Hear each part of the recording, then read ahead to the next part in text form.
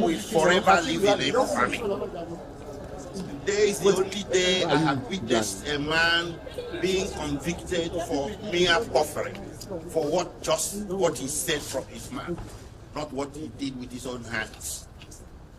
The verdict is not consistent with the evidence laid before the court. The sentence is overbroad, cruel, and unusual. How can you convict a man for making mere broadcasts from a location that was never named, and he never tied that broadcast to any single incident of violence, or even someone slapping someone, not to talk of terrorism? He did all this. He didn't lay any evidence. I don't know where this whole verdict can be grounded in law, logic, or facts. We disagree with the judgment vehemently, and we are going to fight it from here onwards until justice is done.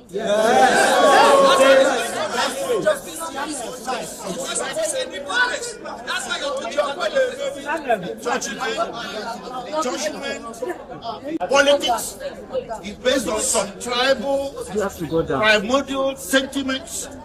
Just because Nnamdi is Igbo. An Igbo man has become the person in Nigeria that should be trampled upon. I'm not saying this because I'm Igbo. I'll say it for the Hausa or Yoruba who gets trampled upon. But today we saw an Igbo man being trampled upon, and by God Almighty, we are not going to allow it. No stand. Nobody is going to trample on me. Nobody is going to trample on Nnamdi Kanu. Nnamdi Kanu is not a terrorist. He's a man that was pursuing change.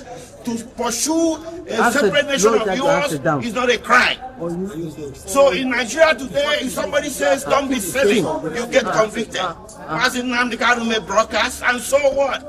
And you convict him for terrorism for mere words in the Federal Republic of Nigeria. What kind of precedent is being laid? So from here, we are heading to the Court of Appeal. The Court of Appeal is the only court in this country, or the next court in this country, that sits as a jury. We are going to approach justices there to check out what happened in court today. And we are pretty sure the justices will agree with us that today was the symbol of the travesty of justice that everybody has been suspecting all along. If the Court of Appeal disagrees with us, we head to the Supreme Court. But by God Almighty, Nnamdi Kanu is not going to stand convicted. Is going to get overturned. Thank you. First of all, I want to talk to the Igbos that nobody should take laws into your hand. I'm assuring you, this judgment is predicated on anger. Thank God that the judgment was extreme life and everybody watched it. You will see the anger in delivering the judgment, and it's not predicated on law. Now, I also want to let you know that this charge, that the investigation that gave rise to this charge was not investigated, because Nnamdi Kanu's statement, purported statement, was rejected by this court, and they did not tender any document as investigation report. That is to say, the investigation was not, the offense was not investigated. Having said that, also something that happened in court today. Nnamdi Kanu filed a matter in Court of Appeal, and he's asking, my lord, that particular matter I filed in Court of Appeal anchored on this particular issue. Please, can you just suspend this judgment? Let Court of Appeal direct what to do. My lord refused. Now, on the issue of anger, you journalists will bear with Nnamdi Kanu that government, Nigerian government, and the judiciary are not fair to Nnamdi Kanu. What do I mean? Nnamdi Kanu was given judgment by Court of Appeal.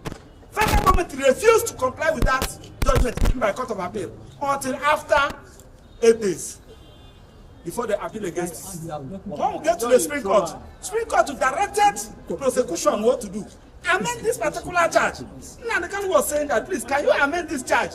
They refused. With the combined effect of all this, I'm assuring you that this judgment will not stand, and the Court of Appeal will do justice to it. Now, I also want to plead with judiciary. Nnamdi Kanu is representing himself, because the court has given the prosecution a blanket order to detain Nnamdi Kalu wherever they want.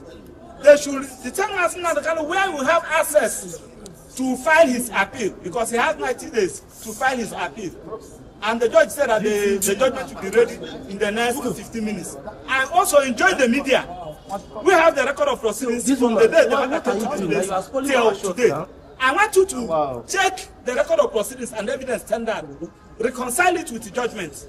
Now you now see what we are talking about. You are bringing British into this matter, bringing America into this matter. You are now trying to so that the British and America will be against Nnamdi Kalu. Something that was not an issue, that was never tendered, that was never given evidence on, and they are raising the issue. So this is a judgment against the Igbos. This is a judgment against the good people of Southeast, and it's because of Nnamdi Kalu is an evil. You cannot give this kind of judgment to a northern. You cannot give it to a southwestern. You cannot give it to another tribe in Nigeria apart from the Igbos. And we are going to start against it, because it has happened in this country against some other persons, including Abiola. The Igbos join hands together to fight against it. Why should you be our own time and everybody's sitting at table? It's unfair. Thank you. We started this trial. I refrain from speaking to you at the press because the profession does not allow me to discuss with you what happened in our West of the court. The profession does not allow me to tell people what happened in court. But today, we have come to a final end.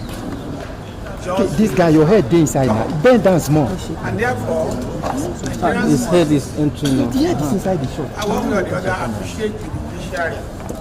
You remember just last Monday the president was saying, at any time when Nigeria is in big trouble or things, the judiciary has always come to the aid to salvage Nigeria. Again, the judiciary has salvaged Nigeria from the laws, from oppression. You are shaking my camera. Prescribed IPOB.